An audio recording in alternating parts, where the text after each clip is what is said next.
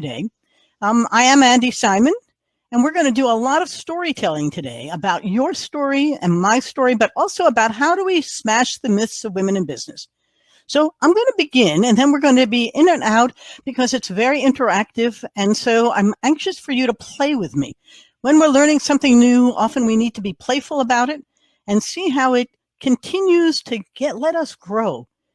So who am I? I'm going to tell you my story because we're storytellers. So I am Andy Simon.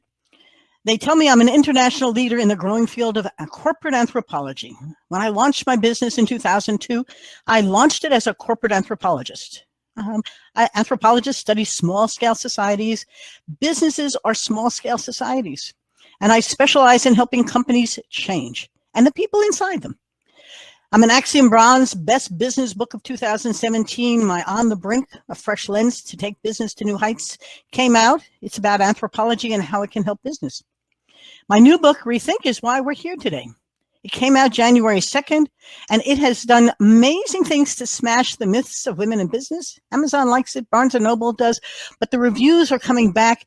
One gentleman said, I finally have a book I can give to my 17-year-old so she can see what she can be. Voila. I'm a founder of my company, Simon Associates. We've been in business 20 years. In 2020 and 21, we were recognized in New York as a corporate anthropology agency. I'm an executive trained coach, and our podcast gets about 100,000 plus listeners every month. It's called On the Brink with Andy Simon. It's designed to help you see, feel, and think in new ways, because my job is to help you change. And today, I'd like you to stay with me and think about, what do I love about me? What do I want to change about me? And I'll tell you some of the research that we did. Before we get too far, though, who are you? I see where you're from. In the world around you, who are you? In your own life, in your career, in helping other women in your industry thrive. What is your story? Because humans live our story.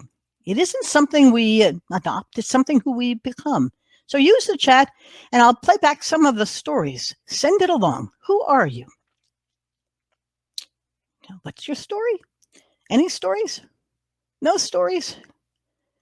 Nobody wants to tell me your story? Hold on to it. We'll come back. If you're a strong woman, and I know you all are because you're here, I love the quote, a strong woman looks a challenge in the eye and gives it a wink. So think about ourselves. Who are you? And that story. Where are you going? Can you help other women? And are we all looking to become the best that we can be? This is my purpose, my passion right now. I have a hunch you are on the same journey with me. If you are that strange, strong woman, and you love who you are, hang in there. You're terrific. But the times are changing. And so my whole thing is, hang on to your seat because the change is all around you. I see some of these things coming through. Wendy is an independent mother who leads the permit department here at Baker Sailings. Fantastic. Ashley is an editor who seeks to tell the stories of others. Fantastic. This is great. You're strong women. May we know you. May we be with you. And important, can we raise them? So my book was about helping you rethink your journey. How can you smash the myths that are holding you back? I want to tell you about my origin myth with the book because it sets it into context. Out of context, it's just a book. But my husband and I set up a program at Washington University. It's called the Simon Initiative for Entrepreneurship. And our desire was to help women entrepreneurs take their ideas and turn them into great innovations. He's a serial entrepreneur, and I am as well. What we found was that the women there needed role models. They wanted to know who they could be. Marian Wright Edelman, the founder of the Children's Defense League, said a long time ago, if you can't see it, you can't be it. So I started to write a book about women to show them that they were role models that others could emulate. Now, role models are very important stories. But as I did over 50 interviews, I was fascinated with the stories. Their own origin myths were powerful. And they were telling me something. And as I was reading the stories to my husband, He said to me, my gosh, these women are smashing the myths of women in business. They aren't just telling stories, they're doing something with them. They weren't being held back. They were crashing through, whether it was a brick wall or that glass ceiling. I went back and rewrote the book because I thought it was much more powerful, not just to be the gift of story, but to rethink women and smash the myths that were holding them back. So today I want to take you through how. My personal brand is a corporate anthropologist who helps companies and the people within them change. I want you to think about your own brand. I'm looking at the silver linings in this tough time. Rebecca's a wife, a mother, a grandmother, a sign maker, a knitter, creator. Man, these are terrific stories. Think about who are your role models and for whom are you their role model? You know, as you think about it, a business owner, who's looking up to you? An editor, who are you looking up to? We can't be who we want to be unless we begin to see it somewhere else. We can make it up, but it is much harder to imagine the story, and telling the stories is very important.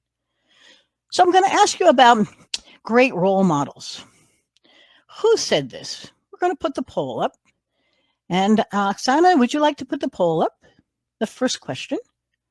Do I have to bring it back to the poll? Let's see if I have to take it all the way back here. Let's go to poll. Nope, they're still not seen. Oksana, can I put mine up myself? Here we go. And I'm going to not hide. Okay, can you see the first one? When someone is cruel or acts like a bully, you don't stoop to their level. No, our motto is when they go low, we go high. Who did that? Who said that? Let's see what the poll says. How many of you know whether it was Oprah, our favorite, Gloria Steinem, another favorite, or Michelle Obama, someone we love? What is your answer? Let's see what the polls pick up to who is your role model. Oksana, can you show the results or do they just come up? Show results. No results. Well, if you do nothing else, just think about it. Who is yours? Right? Here we go.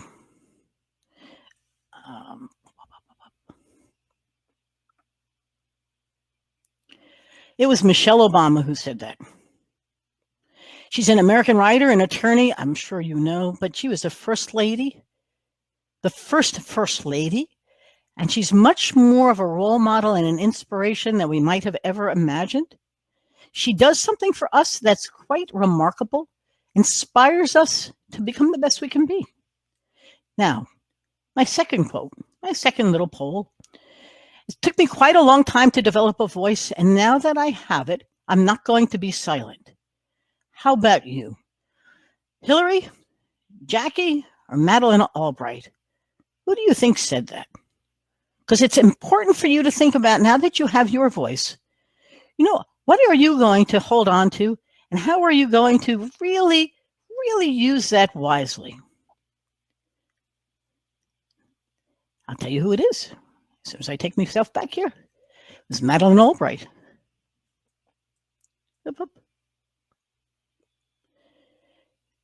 Now, if you haven't read her book, Fascism, it's a brilliant book. But she was the first Secretary of State in U.S. history, the first woman. These firsts are real important.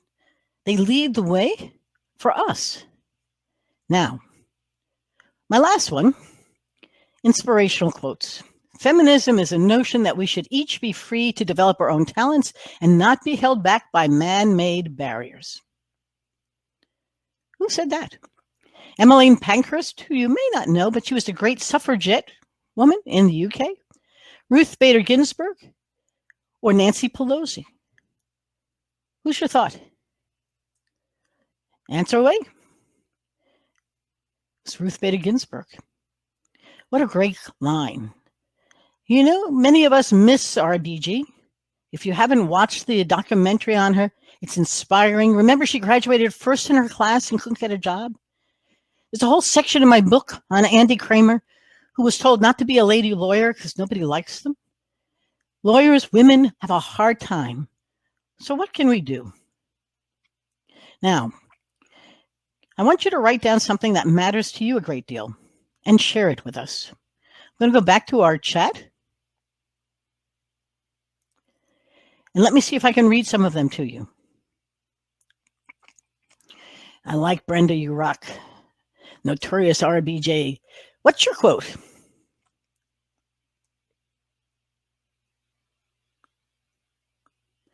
Brenda, I can read yours almost as if it's your quote. I'm an American-Mexican immigrant who came from a past that many would not be able to handle. But through prayer, hard work, ethics, and dedication, I've become an empowered woman who can now empower others. Others of you. Do you have great lines? I'm sure you do. They're coming up now. I want to be remembered for my compassion. Oh, compassionate management makes a huge difference. Progress is not perfection. You know something? A small step at a time gets us where we're going. Always embrace the ability to feel what others are feeling. Great empathetic quote. I want to be remembered, so being a champion for women. I love it. You rock. This is really a time for us to think about how we want to be remembered and how to capture it in a quote. Now, oops, I'm going to go back to the chats.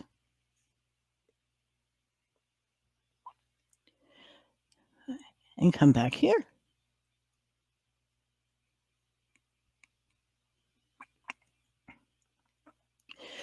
Mine, I often say I want to help women become the best that they can be. I'm always concerned about those who stop somewhere. I've been working with a dozen women this past year, and I've got a dozen that I'm mentoring this coming year. The women I'm coaching, though, have told me over and over that they're just not happy. They got someplace and they're stuck or stalled. One's a CPA, another an MBA, another an entrepreneur who's built a business. Each of them has reached a stuck point. And that's something I don't really think we have to. Sometimes we just need a little push to get past being stuck. And that's extremely important. It's important to be able to first accept it, but then begin to move. My second is, how do I make change your friend? Because the human brain hates change. It fights it, it flees it, it fears it. If you know much about the brain, that amygdala hates the unknown. It likes what's familiar. And sometimes that isn't really going to help you go forward. So let me take a look at you in the times that you're in. What's changing all around you that should be propelling you to rethink who you are? Let's take a look. We've had Kim Ang become the first woman who is the general manager of professional baseball team, the Miami Marlins. But you read her story, it took her years to get there. And it wasn't because she wasn't good. It was that it was hard to get through, and then somehow the door opened in an unusual fashion. Kamala Harris, the first. Think about what's happened this year and how many firsts. The first woman referee in a Super Bowl.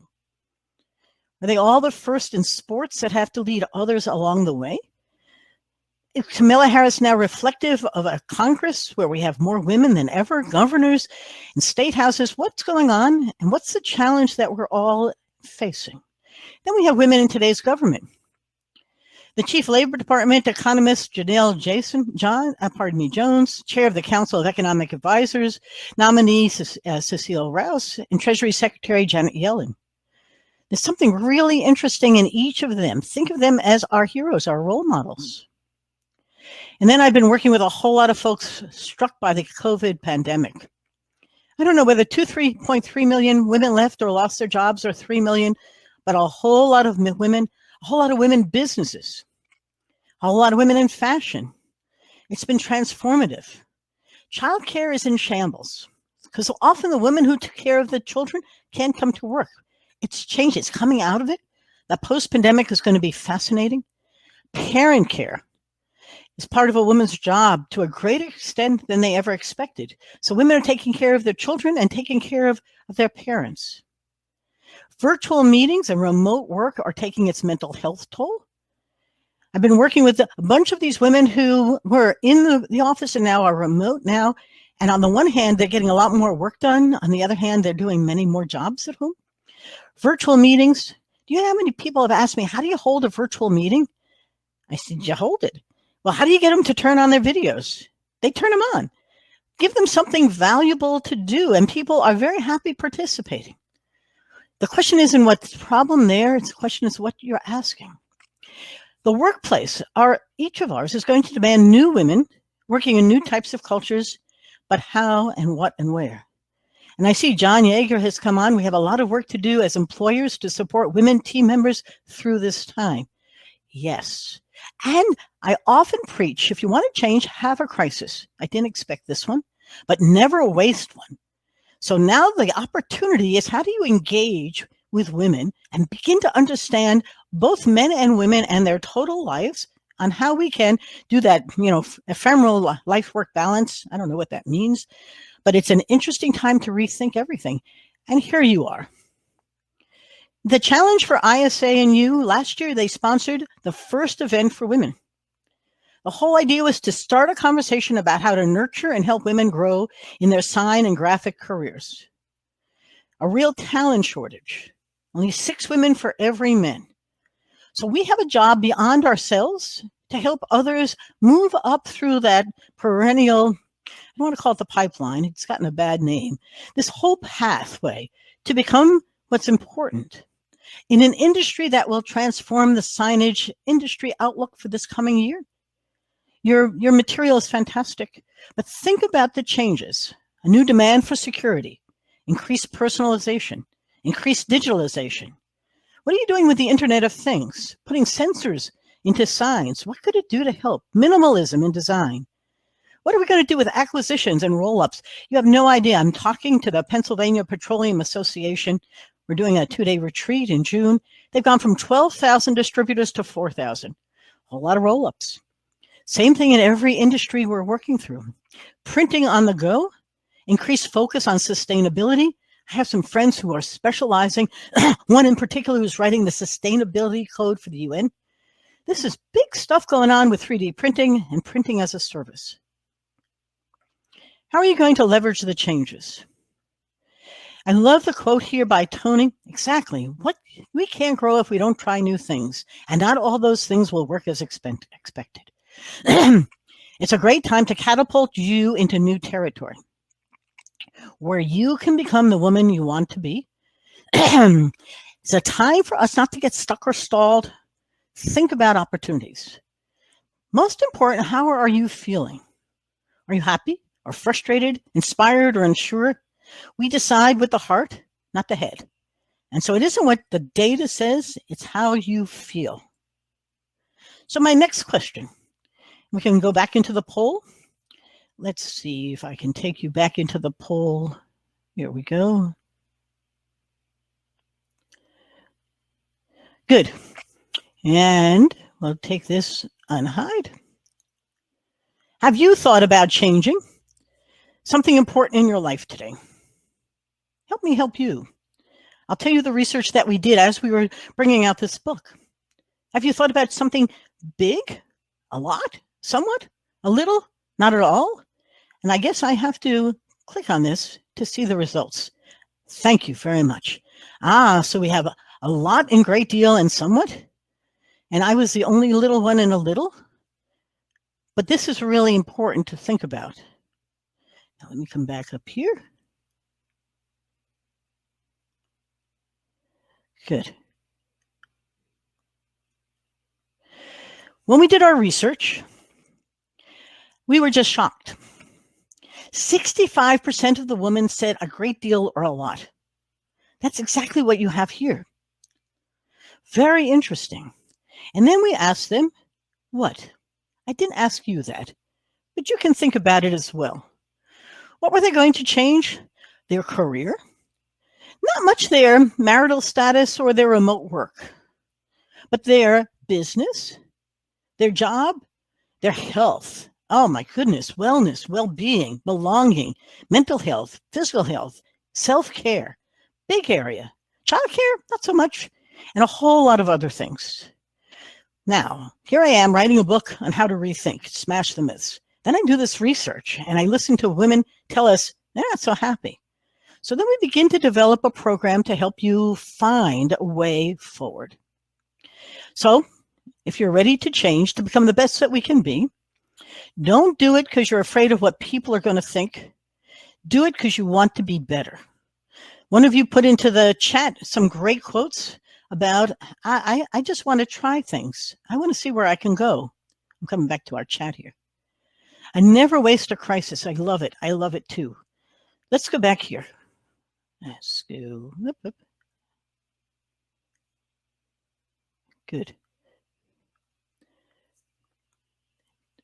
For today, is it time for a self-awakening? Are you feeling inspired? Are you going to be smashing myths? Let me give you some perspective. We're storytellers. The reason I asked you to write your story is that I'm going to ask you to think about that story very systematically today. We are storytellers as humans. It's what makes us so special. You know, I'm an anthropologist. 75,000 or 80,000 years ago, we had a quantum leap in our mind that allowed us to take things and make them meaningful. Not just to see a rock, but to give it meaning or purpose. So now we become storytellers, and the secret of our success is how we've passed our stories from one to the next. What is the story you're telling?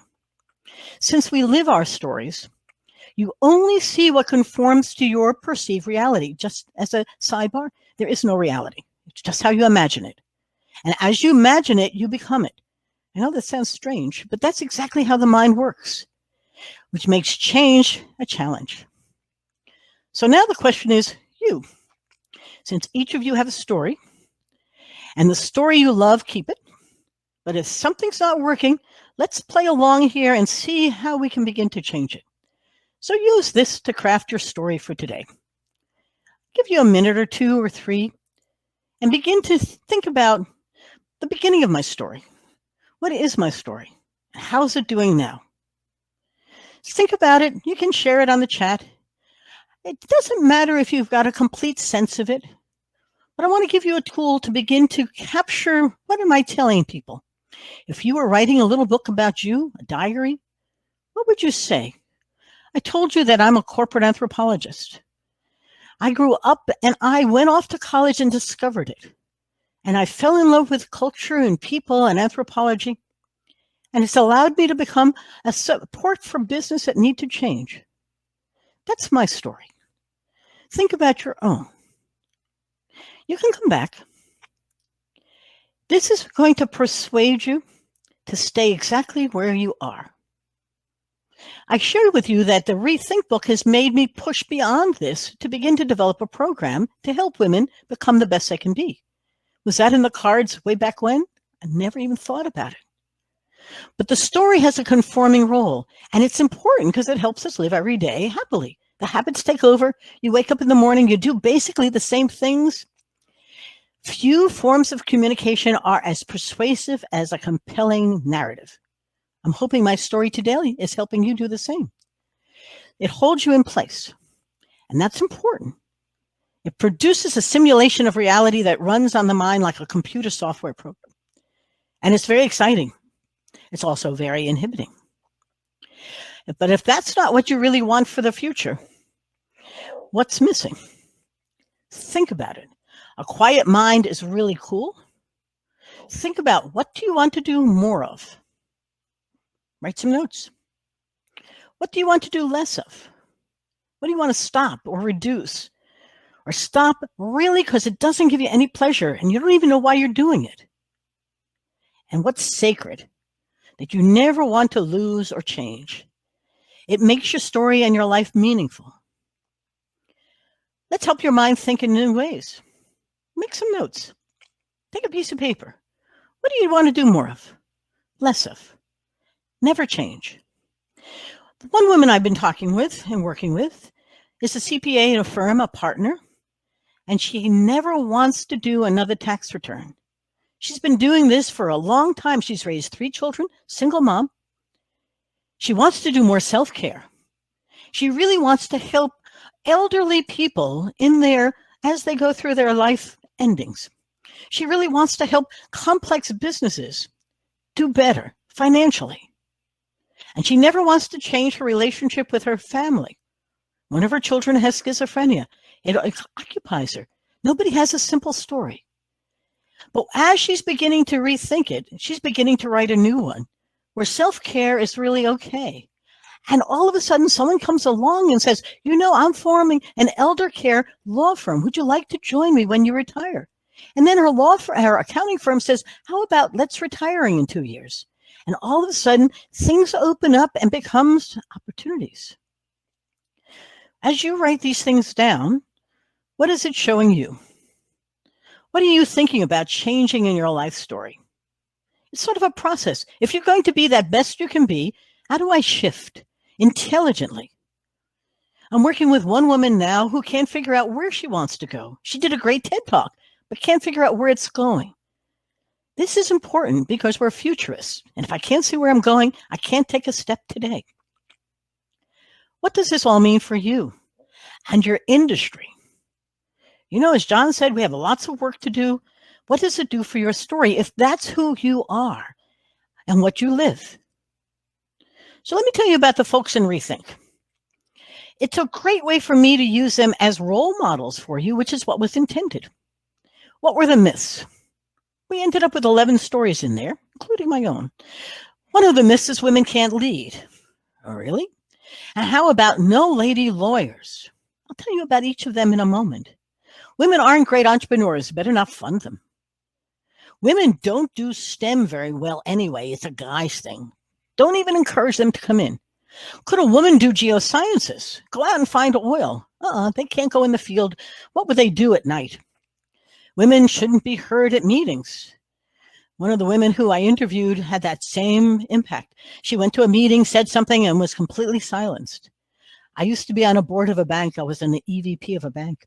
There were 49 guys, me, and a nun. Someone said, is that a joke? I said, no, but we didn't say much. How about, can women really run a university? There are 5,000 universities, and less than a third of them are run by women. Women can't do fashion design and manufacturing.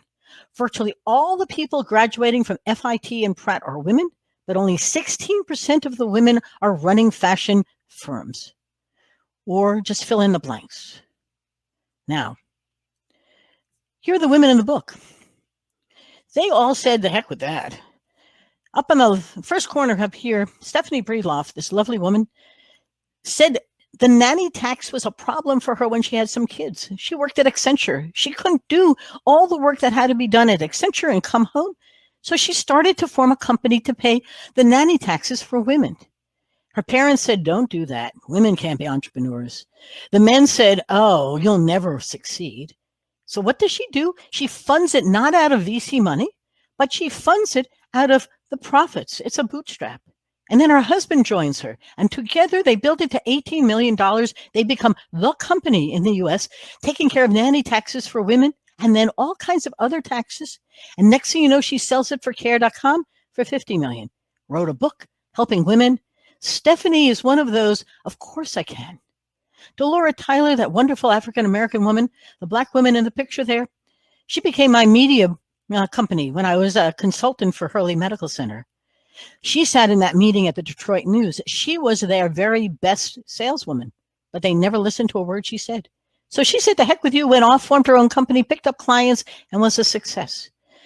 This wonderful woman in the black sweater, Babette Ballinger, is an old and dear friend of mine who wove her way through the fashion industry, helping men build their businesses to million-dollar and multi-million-dollar businesses. She was never the one who was given the credit until she finally went off, formed Babette Ballinger Knitwear, and became a success all on her own. Janine Fipro went through Africa, helping women there learn how to do their banking on cell phones, adding all kinds of wonderful things. And now she's written a book and has a company called Semba to help women fall in love with money, not fear it, and invest in things that fulfill their purpose and passion. And so they can have a return that's a good return, but also do good stuff. That's me. And here below me is Maria Gallo, the woman who came into Delaware Valley University to take it over. I must tell you, she couldn't talk about her predecessor. It wasn't so good. Great lady who's taking a university and beginning to unstuck it.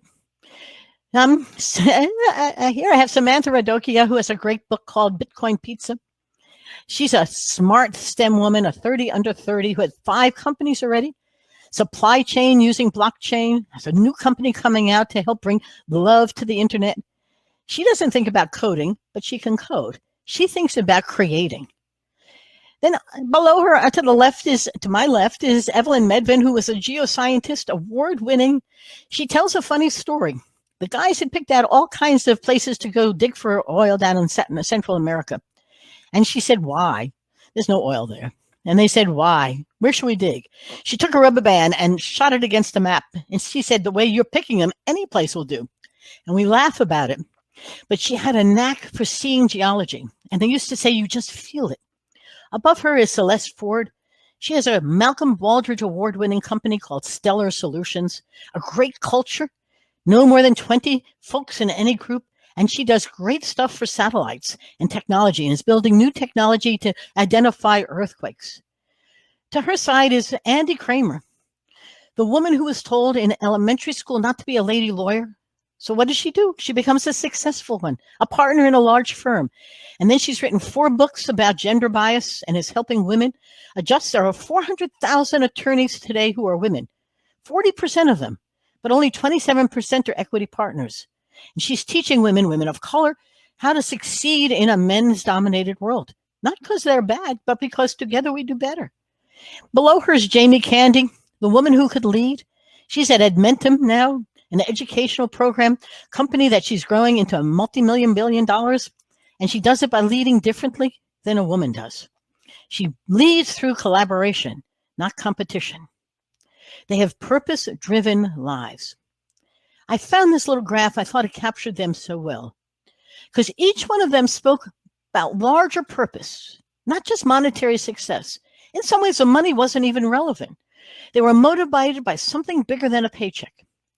They told us how their lives have purpose, how they've helped others, how they're changing their industry. Their stories are forming a new mythology. So for you, there are things you can be paid, a profession, a vocation. There are things that you're good at, your passion and your profession. There are things you love, that mission and passion, and that the world needs, your vocation and your mission. This is all about, putting together purpose so you can do more. I love Oprah. The key to realizing a dream is to focus not on success, but significance. Sounds like purpose. And then even the small steps and little victories will take you to greater meaning. That's what this is all about. If we're going to smash the myths, let's not do it for me. Let's do it for we. It's not what I can achieve. We all want to do something great. The great is not big. It's meaningful. It's purposeful. It's for me. It's your passion. But how are we going to smash the myths that are holding you back? This picture and I have been having a hard time together because I got to tell you that you don't need to look quite so hurt to begin to take a look at yourself and think about how you can move forward. So I want you to understand the myths, those stories. Women can't be, women aren't. Well, how do we push past them? Welcome to the sign world, Angela says. I won't read that all till later. I have a hunch there's a story there. You're living your own stories.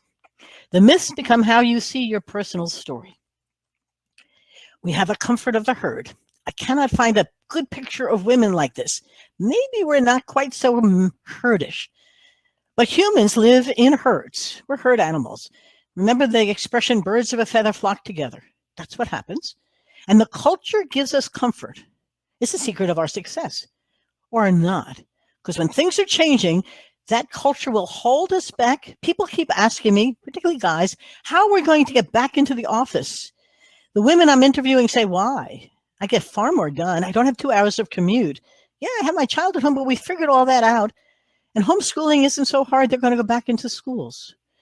Habits. The mind loves the familiar. The habits are very efficient. The brain uses 25% of the body's energy. So the question for you is it holding you back? How are you going to break through it? And the mind always goes to pleasure, not pain. Even if the pain takes you to pleasure, The pleasure is pulling you, and change is frightening.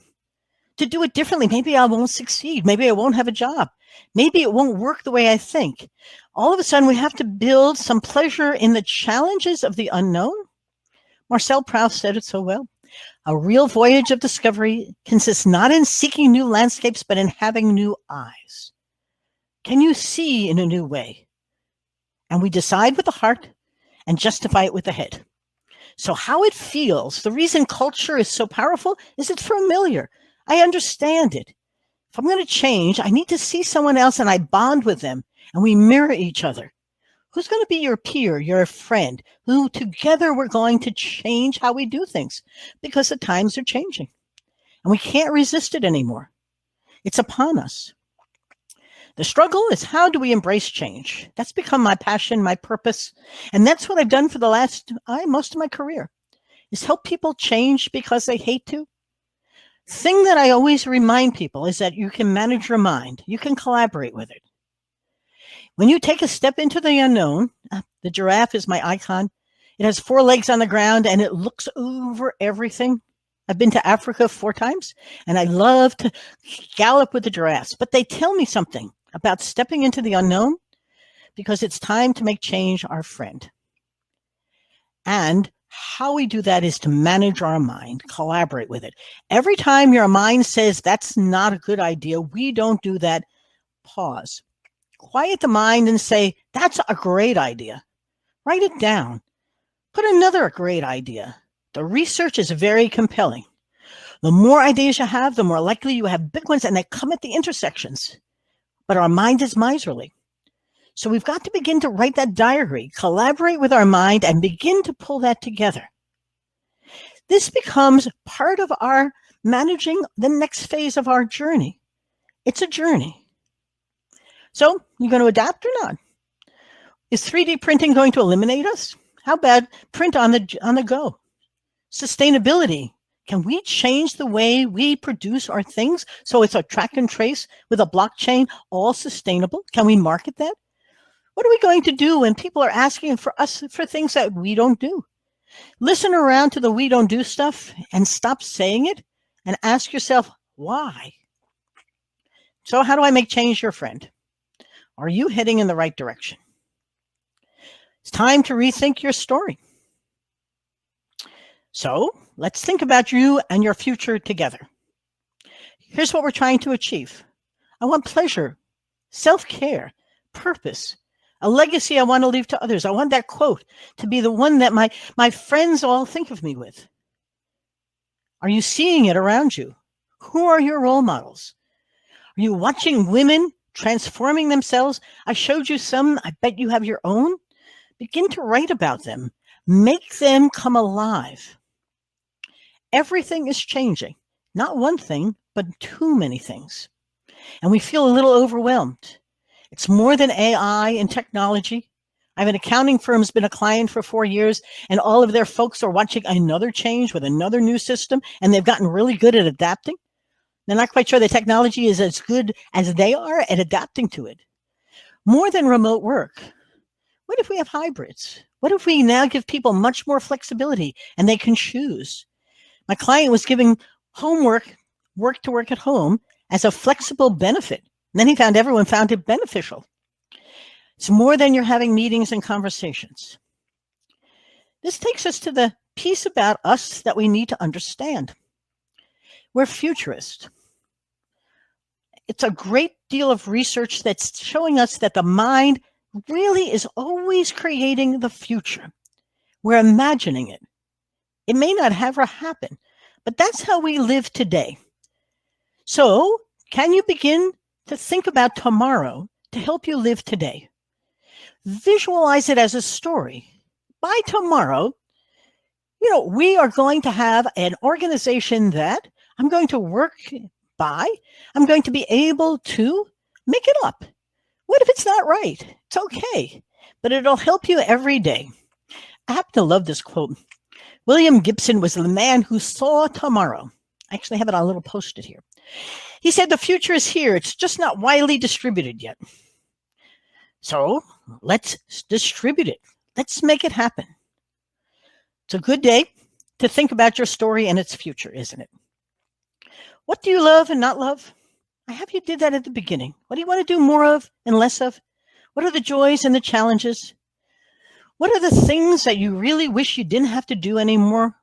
Like Barbara's accounting, I never want to do another audit. Thank you very much. What are your dreams? You have them. Let them come out. It's okay. I happen to love this picture. It captures us. It's always, it's forever. Visualize your tomorrow. Now, write it up. Time to visualize yourself in the future, to dream with a strong dose of reality. You'll be amazed what happens into your mind as you believe it happens. Visualization, not a vision, but a whole picture, a story, a storybook, is what will help you transform the person you are now into the one you would like to become. It works. You try it. How hard could it be? Think about it. I love this picture too. Become who you believe you can be. Know what would make you happy. A little self-care won't hurt. That's something that we deny ourselves. I'm not quite sure why.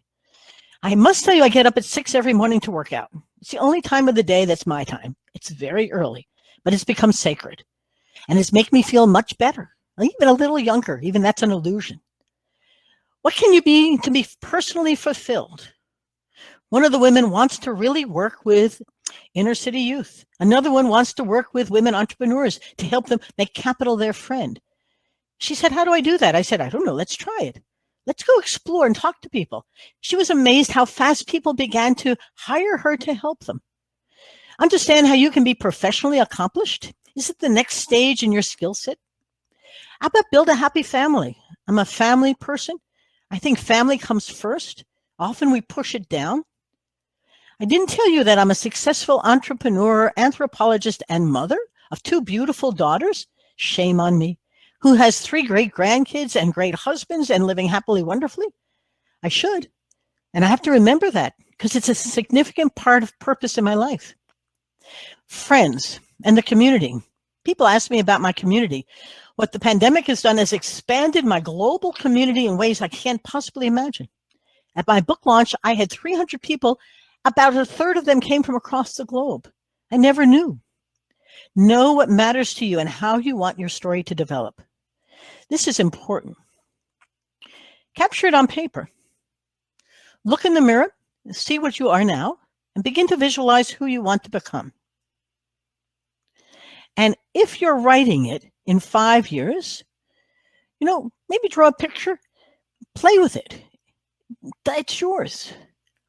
It's not important. It's very easy for you to begin to say, I've always wanted to. I met a woman, and she's now a muralist, but she was teaching yoga and Pilates. And she said, but I really want to paint murals. I said, so what's keeping you? So she kept her yoga and Pilates and then began to offer her services to people, nonprofits to start, to show how good she was as a muralist. And then people from those nonprofits came to her and wanted her to paint them in different places. And next thing you know, she had 2 businesses. And now she's winding down the Pilates as the other is taking off. You don't have to be all gone here to go over here, but don't let the myths that I can't do it keep you from doing it. As you visualize it, imagine what's possible. This matters to us as we live today. I put this up here because sometimes we draw better than we write. And I want you to start to craft a new story right now. Take a moment. My timing is working just fine. And yours? Begin to think about what could that be. You can put it up on chat or not. But take a moment in this wonderful session that we're having together to begin to think about my new story. I'll pause for a second.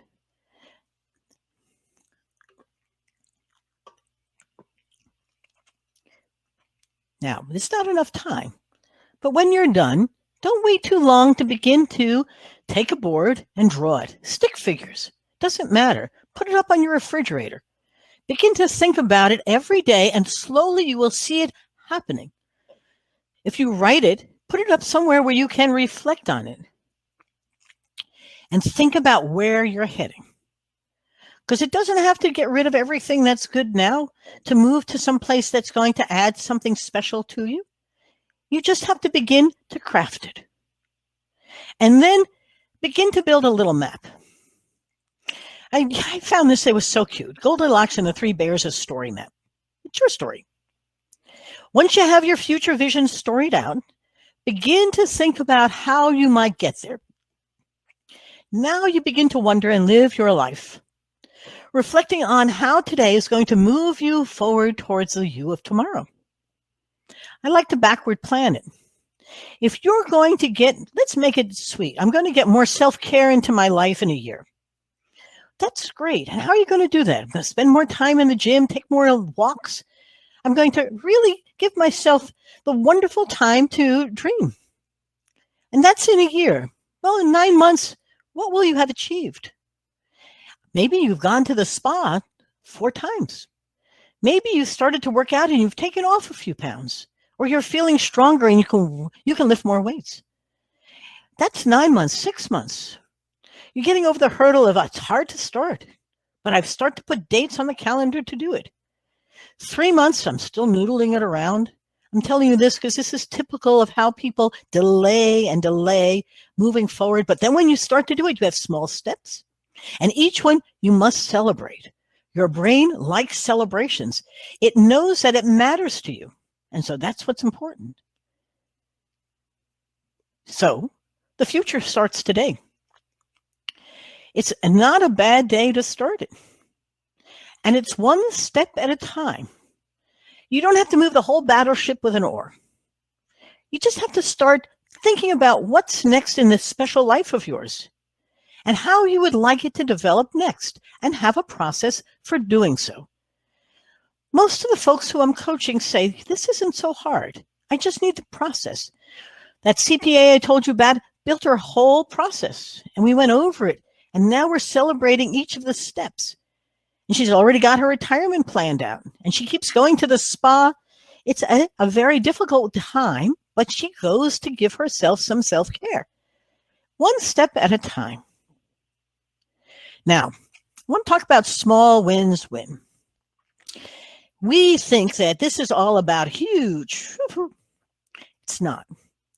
The way we move is a small win at a time. But if we don't know what those are, we don't know how to get to the goal. So as you're thinking about rethinking your own life, getting past the myths, what would be a small win? You could write it down. Think about something important to you that you would like to do more of or less of or never change. Think about who you haven't talked to in a while, a friend who you'd like to build that relationship again. And when you do it, celebrate. Keep a diary. I love diaries. Successful people invariably have good diaries, and they go back and they read them often. It's a good tool. I have it here with a pen. I can't write anymore. You can do them online. There's one day. There are a bunch of them online that are free. You could just do it as a Word doc. Gratitude diaries are extremely valuable for your well-being. So add that to your mix. And at the end of every day, write down 2 or 3 things you are grateful for. Send a note to somebody. Gratitude helps your well-being, your sense of happiness. When we're grateful, our well-being rises. So there's a piece there. And then you need your idea bank. An idea bank is very important. The more ideas you have, I mentioned, the more you will have big ones. You just don't know which ones they are. Somebody will say something to you, like I'm doing now. Write them down. Think about a time of the day, perhaps at night before you go to bed, where you can write down ideas that you heard during the day. At 3 in the morning, your mind will be sorting them up. Try not to let it wake you. It does mine. But by morning, you'll be focused on something that was a big idea. Keep the ideas coming. They don't stop. You haven't ever arrived at the last idea. You keep envisioning where you're going and build on your idea bank. And then manage that mind of yours. Remember I said every time it says, no, that's not a good idea, say, yes, that's a great idea. Nobody's telling you otherwise. And if somebody says to you, I don't like that idea, you can say, you don't like that idea. I like that idea. Collaborate with your mind and keep those negative thoughts away Positivity sounds big. It's just one idea at a time. Try not to value things. Think about how you can do this. I love what Judy wrote here. When my kids were young and I read them stories, we always end with what they were grateful for that day. Makes for a happy, thoughtful child and an adult. That's a great chat. Thank you. That's a great idea. I can't emphasize enough. It's amazing when I work with organizations how easy it is to shoot down ideas. It's easy, the habits take over, and it's easy not to change. Your amygdala wants to hijack it, but you're writing a new story. Don't let your brain delete great ideas because they don't fit into the today's story. Keep saying that's a great idea, and your mind will begin to embrace it. You'll imagine them, and pretty soon you'll achieve them. I know it sounds mysterious, but don't forget to celebrate. Because I have a hunch, Judy, when you celebrated with your kids, something permanent went into their minds. I must tell you, these old pictures remind me that it is a joyful time as we move forward to become the best that we can be. And it's important that we remember how to do this. And then I love thought walks. If you finish today and take a thought walk, let your mind quiet. Quiet minds are great. Turn off the iPhone. Don't finish up any emails. Just quiet the mind and see how it sorts everything you've learned over this great conference. Reflection is amazing. It lets your mind rediscover you, which is who you wanted to find. It's sitting there. It's in your story. Now, I started by saying that ISA wants to recruit more women. It may be exactly part of your mission. Do we each have a job to do beyond ourselves? I will tell you that if you think about we, not I, the oxytocin in your brain goes swish and you feel love. It's a hormone that makes us feel warm and bonded. So today is a great time to think about what I can do for others. I don't have a lot of time for sharing or mentoring conversations today. I really want to hear your questions and think about what you'd like to talk about for the last half hour that we've got. But the sharing and the mentoring of others is an essential role that we play because as we do that, others rise with us. It's a we. And the oxytocin really gets going and we say, I love bonding. I love helping. This is really a time for growth, not just for me, but for we, which is why I'm so enjoying myself today. Now, maybe it's time to make change your friend. I love this little one. Keep calm and make a new friend. It may change your life if you're lucky. I used to have a pussycat that slept with my dogs, all three of them. It's a great time for you to think about reaching out, making change a new friend, and thinking about it in new ways. This is a step at a time toward a new destination. It's your own. You can try it with somebody. You can get a coach or a mentor, but you can map it out and plan it to take yourself to a new destination. I will tell you there's no time to waste.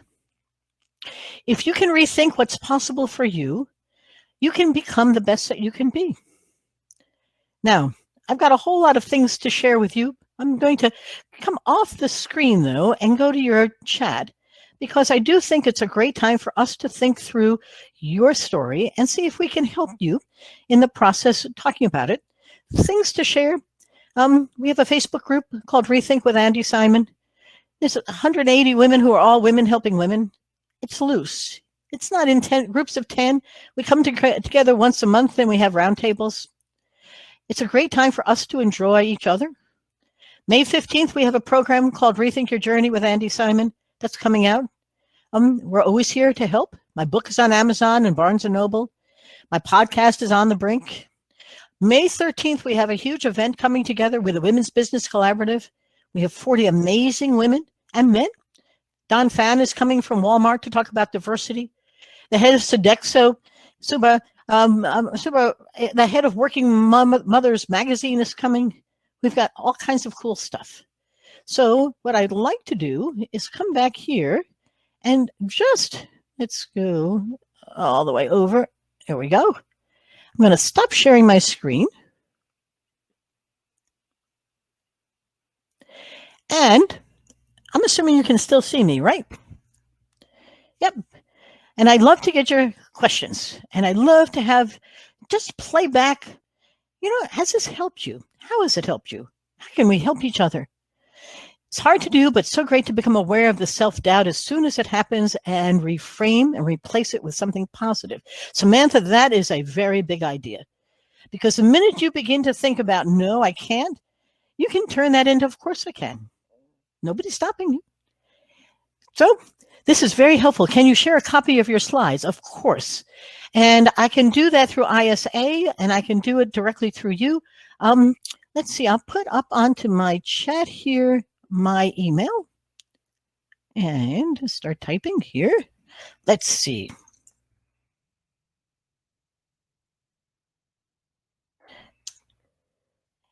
My pleasure.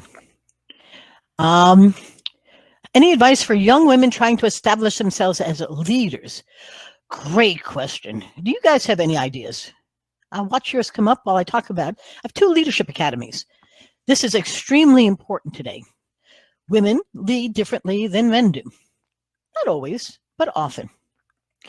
And in our work with emerging leaders, there are several things to begin to understand. One of which is how we listen is extremely important. We don't have answers all the time, but women as leaders begin to listen to the conversation and begin to pull in ideas and then synthesize them to come back with an approach. One of the things that's said about women leaders is they're not decisive. Well, that's because they're deliberate. Often they say they aren't controlling. The women who we work with will tell you, well, command and control might be necessary at times in a fire, but more often than not, collaboration and teamwork work better.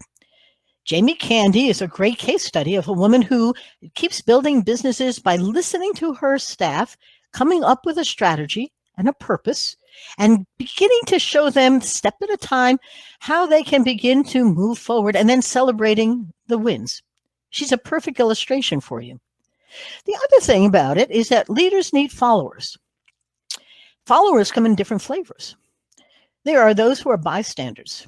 They don't do anything. They just watch. There are those who are really responsive, and they're good. But then there are those who are your advocates. As you're thinking about leadership, begin to think about followership. Leaders can't succeed without a follower. So that's the beginning of a thought for you. And you can email me. We can keep the conversation going because you're going to develop a style of leadership that's extremely effective. Angela Merkel, Jacinda Ardern in New Zealand were highlighted because of how they approached the pandemic. Better or worse, but different. And the excuses that came out about why they were an island or isolated were fascinating, but they just approached it differently than the guys did. The guys can lead with teamwork, but there's something coming up in how women lead that's important. What advice can you give for breaking those entrenched bad habits that we know are holding us back but are hard to change? Wonderful question. First, make a list of them. Think about what are they? Now, as you put a list together, ask why are they? Could be from one woman I'm working with, it's the way her mother raised her. That's important because I remember my mother raising me with a particular philosophy. I don't really care, Andrea, what other people think. I care what you think. I can remember her saying it to me. And that's created a style of listening for me that also made it impossible to decide who to listen to. It's hard. Sometimes I look back at my mother and say, that's not so easy. But I made a list of the things that are the way I do things, and I've decided which ones I'm going to switch. What will I switch them to? That's a hard question. So I have habits, they're holding me back. But maybe the step forward is because I don't know what comes next. So I often urge my clients to go explore. Think about, if I don't do this, what could I do that way? Often women get angry in a meeting because the men don't listen to them. Sometimes the other women don't. Some of the things that we then do is react emotionally. I often preach halt. Don't do anything when you're hungry, angry, lonely, or tired. The anger comes out and the emotions set in. So instead, what we practice is a new habit. So when you're beginning to say something and then somebody picks it up, then respond and say, let me continue on that same thread. I'm glad you heard my idea, and continue the conversation, gaining ownership of it. I can go through all kinds of habits. The important thing is that you begin to make small changes, and when you figure that out, change it as well. Often raising a child is habit driven. And I'm working with one woman and I said, we're going to stop that, right? Well, it's not working. I said, so every time you go to respond that way, how will you change the conversation differently? And she's practicing. I often use performance as a metaphor. So think of this as a script that you've got to rewrite for a new stage where you're going to perform differently. And I'll move on to my next question. Get involved with your ISA affiliate sign association through committee work, and it can open doors to making more people in the industry and getting recognized for leadership. Jean, that is a terrific idea. Terrific idea. ISA is recording this, and they're releasing the presentation at some point as well. Judy says, I was stuck in my career wanting to challenge myself and offer more to my team, so I Googled sign research, was surprised to find the Sign Research Foundation site where they were accepting applications for their board. Fantastic. I applied, they voted me in, and years later, I find myself as chair. That's terrific. I can't emphasize enough, have coverage, and take on the new adventure. I love the word adventure. When I did my archetype, I'm an explorer. You may not be. You may be a sage or a jester or something else, but this is a time to go exploring. And don't be afraid. Worst thing is you'll learn something. There's a great book on mistakology.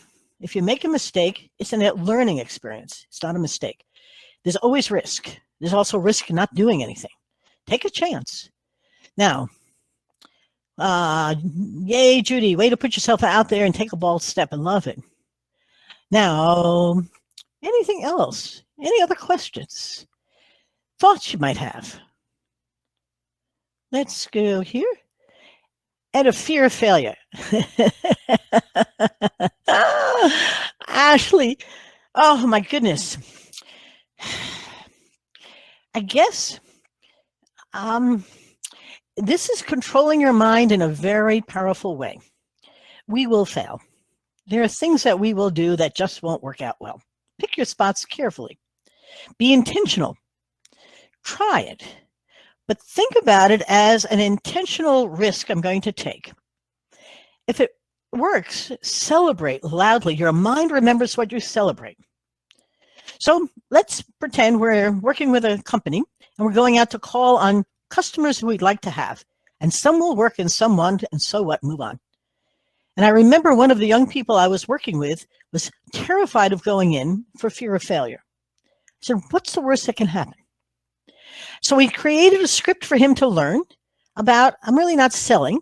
I'm really coming in to see how we can help you. And it turned it from a sale that didn't work to a help that did work.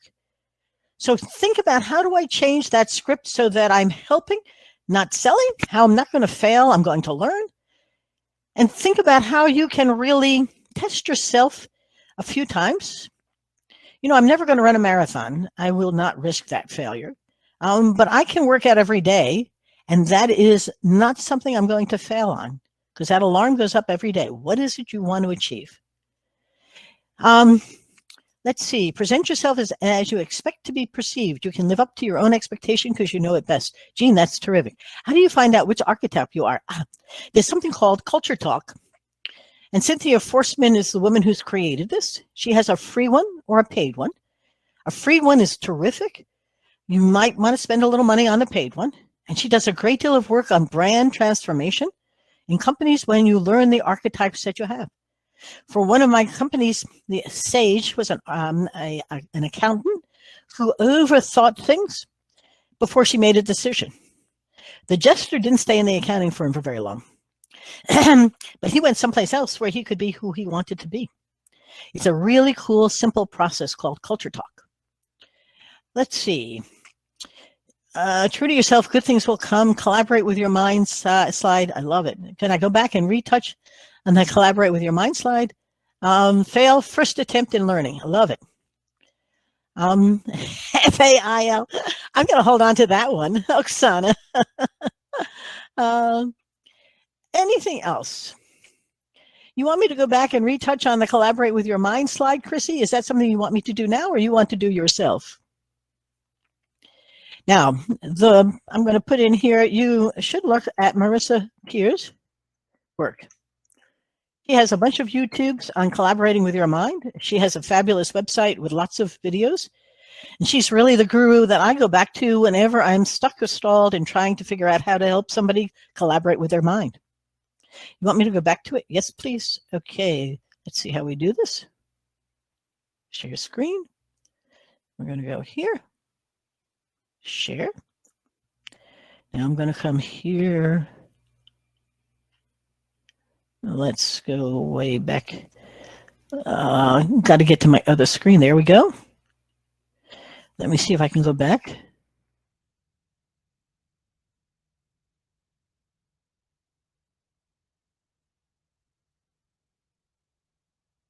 Coming. There we go. Collaborate with your mind.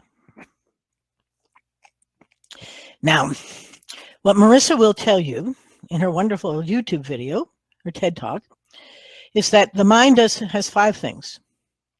It loves the familiar. It lives with the habits. It goes to pleasure. And it makes you tell a story every day about who you are. If you're going to change, you have to collaborate with the mind by telling it a new story. I love her work because it makes it sound doable, and it's doable. But the only one you can do it with is yourself. Now, look into her. I love that. Okay. I love it too, because I love the fact that you have a body and a mind, a soul and a spirit, and they're all one. And I also love the fact that you decide with your mind, pardon me, with your heart, and then your mind. Remember, this is all one nervous system.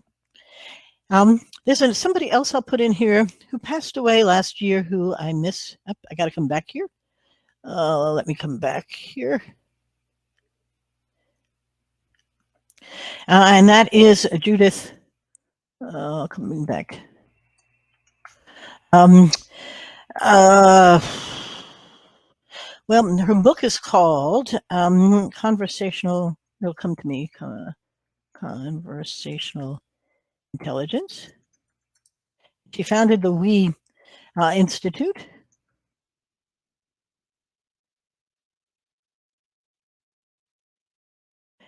Why can't I remember her last name? She was an organizational anthropologist. I'm looking at my bookshelves, but it'll come to mind. I'm just a little brain dead now. But in conversational intelligence is all about going from I to we. And it's Judith Glaser. There you go. Google her, and she will help you in all kinds of ways. She had pancreatic cancer, unfortunately, and left us early. But her concept was grounded in the neurosciences, which when you begin to understand it, help you understand that it is a great time to understand your mind, your body, and how it all works together. And you can become the best that you can be. Are there other questions? Any thoughts? Shall we say goodbye? Say goodbye. You have been fantastic.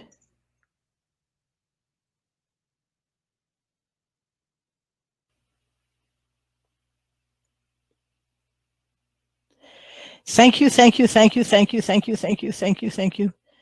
You are a great organization and a wonderful, wonderful community to talk to.